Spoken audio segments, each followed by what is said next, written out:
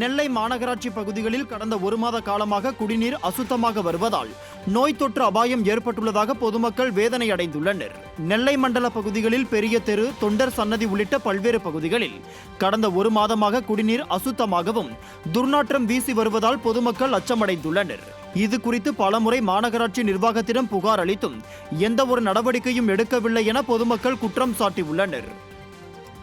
ஒரு மாதமாக தண்ணி இப்படி தான் வந்துட்டு இருக்கு. கலங்கலாக இருக்குது, குடிக்கவே முடியல. தண்ணி மழை பெஞ்சா உடனே தண்ணி தெளிஞ்சிரும். இது தெளியவே மாட்டேங்குது, ஒரே கலங்கலாக நாத்தமாக இருக்குது.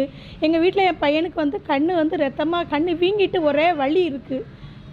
2 நாள் ஸ்கூலுக்கே போகல. எங்கள் வீட்டுக்காருக்கு ஒரே இருமல், ஒரே அரிப்பாக இருக்குது. தண்ணி குடிக்கவே முடியல. நான் எப்படி இதை யூஸ் பண்ண முடியும்? நெல்லை மாவட்டம் எல்லா பக்கமே இப்படி தான் தண்ணி வருது.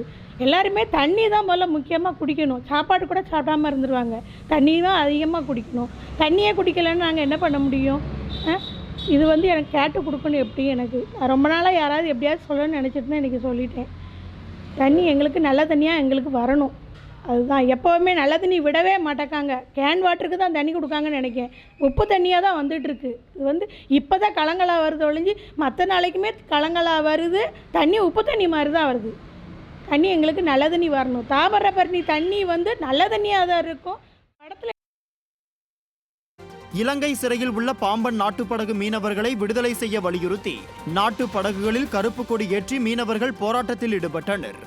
ராமநாதபுரம் மாவட்டம் பாம்பன் மற்றும் தொண்டி அடுத்த நம்புத்தாளை மீன்பிடி துறைமுகத்தில் இருந்து கடந்த ஞாயிற்றுக்கிழமை மீன்பிடிக்க சென்ற 25 மீனவர்களை நெடுந்தீவு கடற்பரப்பில் இலங்கை கடற்படையினர் கைது செய்தனர்.